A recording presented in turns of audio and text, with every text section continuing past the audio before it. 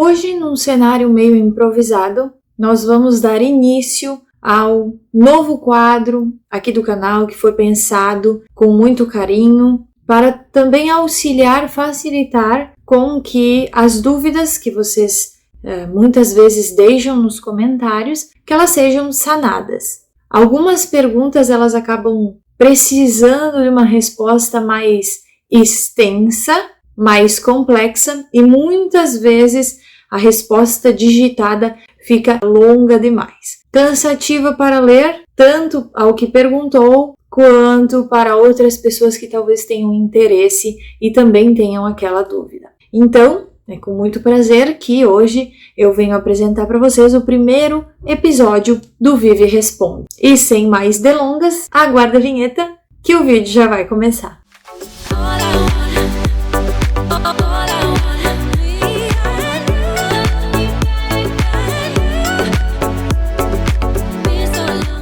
E aí, pessoal, é sempre um prazer estar aqui na presença de vocês, podendo trazer diversos assuntos sobre a saúde. E hoje, então, iniciando um quadro novo. Já que eu sempre digo que aqui o canal é feito para vocês, acredito que o Vive e Responde vai ajudar a sanar as dúvidas e assim também facilitar a nossa comunicação. Eu selecionei uma pergunta, que a própria pergunta em si ela é mais longa, mas ela é muito interessante. Então eu vou deixar, deve estar aparecendo para vocês já a pergunta do inscrito aqui do canal, Gerson. Ele questiona: alguém tem um trauma muscular intenso com lesão deste músculo. O que ocorre aí? Por que faz hematoma? Sangra no local? 48 horas após há um processo inflamatório intenso? Em jogadores de futebol, futebol americano, boxe e outras lutas ocorre o mesmo? Por que estes indivíduos, de modo geral, morrem mais cedo? Então, vocês podem perceber que esta pergunta ela é bem interessante. Vamos lá responder com calma cada uma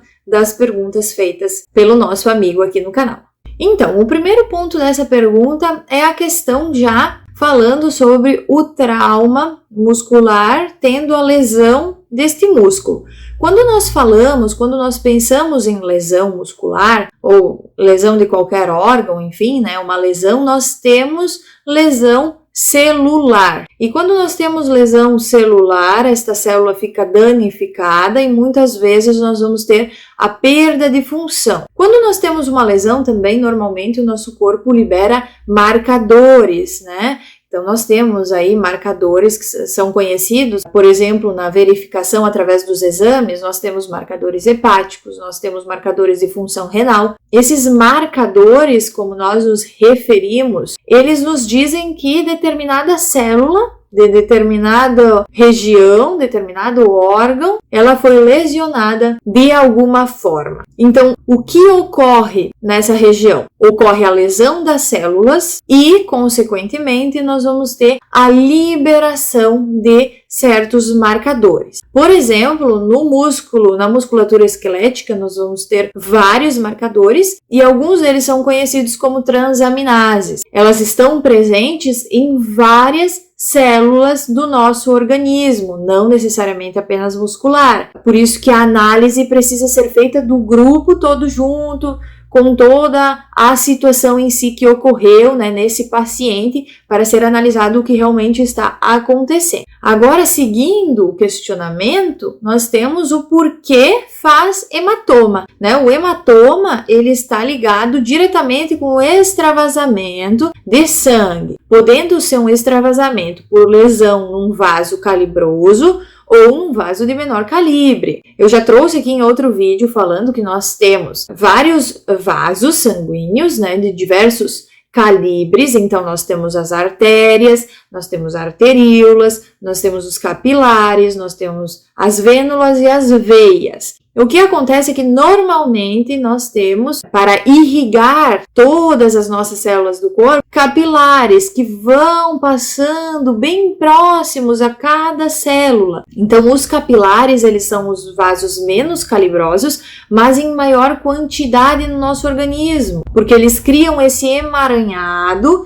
em volta de todas as células para conseguir levar até cada célula os nutrientes e o oxigênio, tudo o que for necessário para que elas desempenhem a função que elas foram feitas. Quando nós temos uma lesão no músculo, quando nós temos, pode ser uma batida, um ferimento, né, mesmo que não haja um corte e saia sangue, pode gerar um hematoma porque nós vamos ter rompimento de vasos aí nessa região. Então, o hematoma vai ser desenvolvido quando nós tivermos lesão de vaso, rompimento de vaso. Extravasa sangue nessa região ali lesada e aí sim esse sangue ele fica acumulado e até ele ser removido dessa região vão ocorrendo processos para a retirada dessas células sanguíneas, de todos os componentes que não podem estar nessa região, mas isso é gradativo, por isso que um hematoma ele pode ficar dias, dependendo do tamanho da lesão, né, do rompimento dos vasos, pode até ficar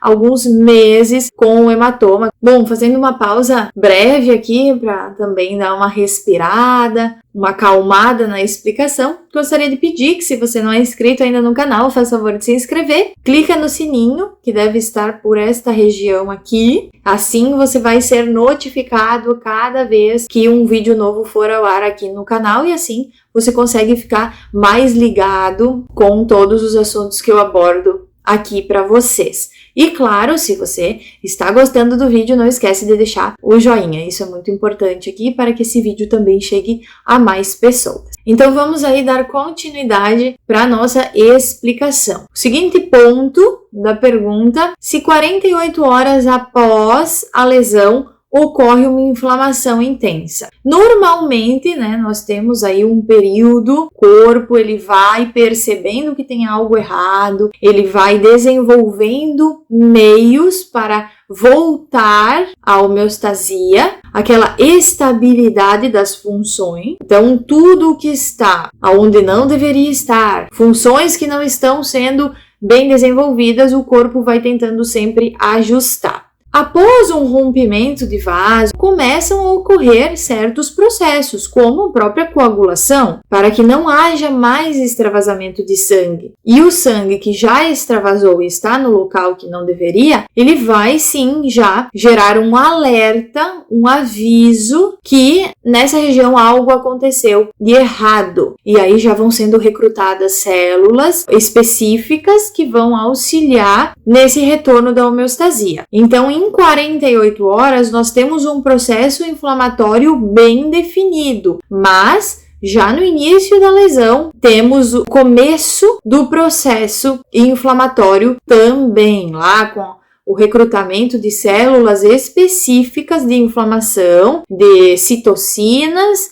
que vão auxiliar no tratamento, se assim nós podemos dizer, um tratamento que o próprio corpo estará dando àquela região. Seguimos a pergunta aqui do nosso amigo, ele pede referente aos praticantes de esportes, né, de futebol americano, de futebol, de boxe, né, e o questionamento é se ocorre o mesmo nesses praticantes de esporte também. De certa forma, sim, porque tudo vai depender do tipo de lesão muscular que a pessoa tiver. Não são todas as lesões musculares que vão gerar hematoma, mas nós sabemos que esses esportes que requerem maior contato, eles facilitam com que o corpo saia lesionado, né? Com algumas batidas, alguns hematomas, alguns cortes, né? Arranhões e lesões mais graves, por exemplo, como lesões de ligamento, lesões de articulação e os esportes de lutas. Também nós temos então a região mais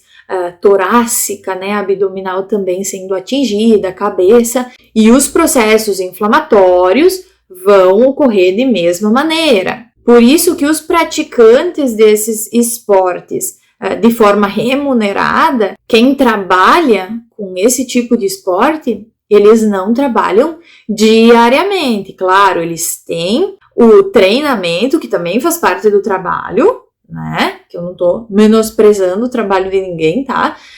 Eu quero dizer que eles não lutam todo dia, assim como eles não jogam futebol americano todo dia, assim como eles não jogam futebol profissional todo o dia, porque o corpo precisa se recuperar do desgaste que ele teve naquele momento. Então, demanda muito mais do corpo. Então, a pessoa que pratica, ela precisa de dias para recuperar esta musculatura. E pulando para a última parte, então, né, o último questionamento é por que os indivíduos que praticam esse esporte geralmente morrem mais cedo. Pode ter a ver, sim, com a questão das lesões, né? Nós sabemos que existem pessoas que tiveram sérios problemas, sérias sequelas em decorrência de certos esportes praticados. Não é com todo mundo, isso não é uma regra, tá? Não é com todo mundo que isso acontece.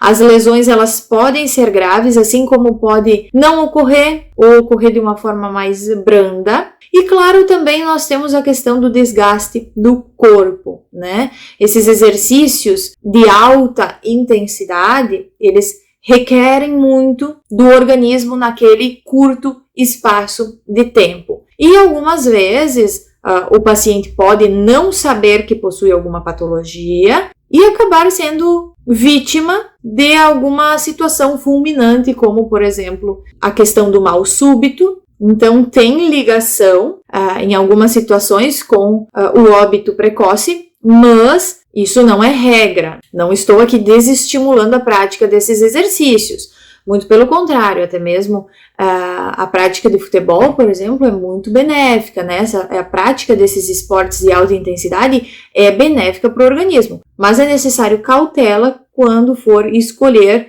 um exercício desse tipo, dessa intensidade, desse nível para ser praticado. Para que esses exercícios eles entreguem apenas os benefícios para quem pratica, há necessidade de se preparar.